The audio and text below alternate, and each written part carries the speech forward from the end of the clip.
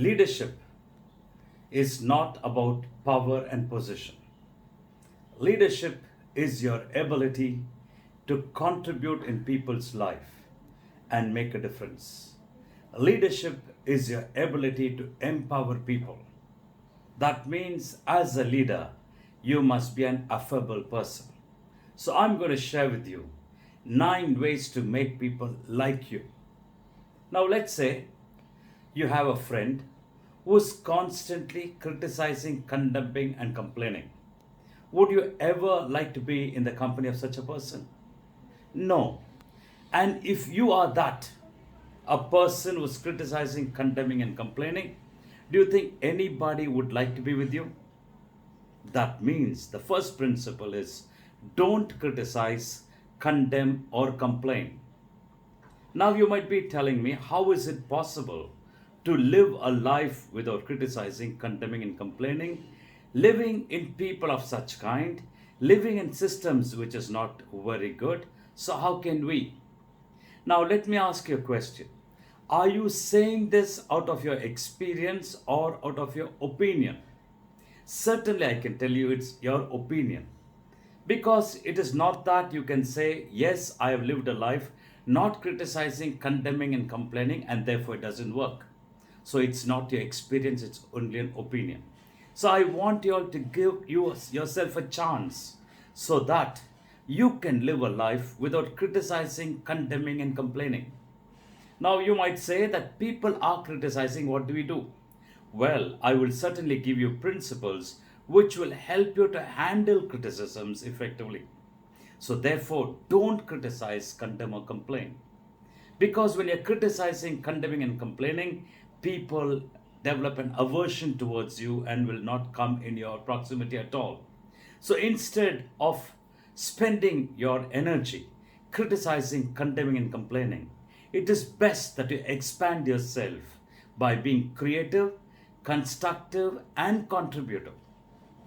Now, the next principle is give honest, sincere appreciation. Well, when you see somebody is doing something good, something is really wonderful, worth appreciating, appreciate it. Now, when you appreciate, you're recognizing a good trait in that person, and people grow from the platform of recognition. So, therefore, when you appreciate, you're recognizing a good trait in that person. So, whoever might be that person, it can be a person who competed with you and has done something good. Appreciate. You go to a restaurant and the service is good. Appreciate. You find the food that is being served is good. Appreciate. So, given an opportunity, develop a nature of being appreciative. Because when you are appreciative, you always look for the good things in people and situations. So, therefore, the next principle to make people like you is that give honest, sincere appreciation. Very important, it's honest and sincere appreciation and not flattery. Now, flattery has got an expectation, has got an intent of quid pro quo. That means you're expecting something in return. So, therefore, don't flatter, but instead give honest, sincere appreciation. The third principle is arouse in the other person an eager want. Well, you might be a person with authority. You might have some people working for you, and you'll be tempted to use your authority. Well, if you use your authority, you will get work done, but the person will not like you. But instead, if you can motivate, make the person want to do what you want them to do, they will not only do the work, they'll also take a liking towards you. So therefore, arouse in the other person an eager want. Let the person want to do what you want them to do. So the moment you can do that, certainly people take a liking towards you and not only do the work that you said, but they also do it wholeheartedly. The next principle says become genuinely interested in people. Become interested in people because they are people and not expecting anything whatsoever. The person might be functionally different, but yet we will have a genuine interest towards the person. For instance, due to technology and due to urbanization, there is a disease that has crept into human behavior. And that disease is called as dehumanization. Now, I'm going to give you some symptoms. And if you have those symptoms, you have the disease of dehumanization. Let's say you go to a fuel station, you fill fuel for your vehicle, and you find the person is filling the fuel has got a bandage on his finger and is very difficultly trying to fill the vehicle. Now, you saw the bandaged finger, you paid the money for the fuel, and you came back. Now, this is a symptom. You never bothered to ask him what happened to your finger. Take care. Or probably your colleague, whom you know for close to 10 years, comes in late, and you turn back and ask, what happened? You're late for an hour. Your colleague says, you know something? My child is not well. Oh, your child is not well, is it? And you turned and started to do your work. Symptom. You never bothered to ask, what happened to your child? Can I be of any help? So therefore, identify the symptom of dehumanization and rehumanize yourself.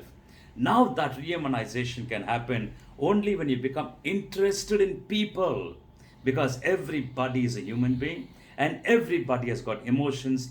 Identifying that, be interested in people genuinely. The next principle talks about smile. Well, if you're an affable person, you're full of joy, and smile is going to be a natural exhibition of the joy within. So anytime when you meet a person eye to eye, the first communication is not hello or hi, it's a smile.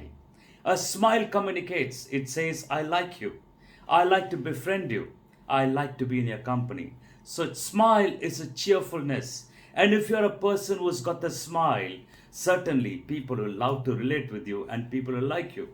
But if you have a grouse and a grousing face, that means people are not going to be interested with such a person because you are a serious kind. So don't be grumpy. Instead, be smiling. And people certainly love to be with people who have that beautiful smile. So smile is freeing. In fact, medically it has been proven, when you smile, the nerves that you stress or the muscle that you stress on your face is very less. But when you're grumpy, you stress more muscles and the nerves. That means you age faster. So smile. People certainly take a liking for people who have that smile. The next principle says, remember that a man's name is to him the sweetest and the most important sound in any language.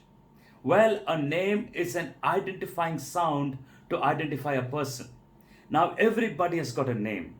Now, if you can address the person by the name, the way it should be addressed, people take a liking towards you because you have addressed the person by the name rightly. So therefore, remember that a man's name is to him the sweetest and the most important sound in any language.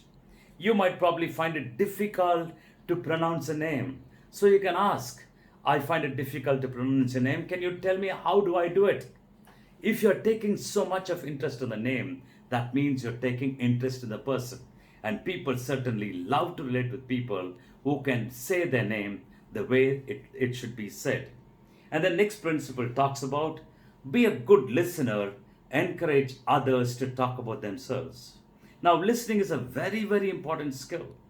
The reason is when you listen, you're helping people to offload certain worries that they're carrying within, certain pent-up feeling.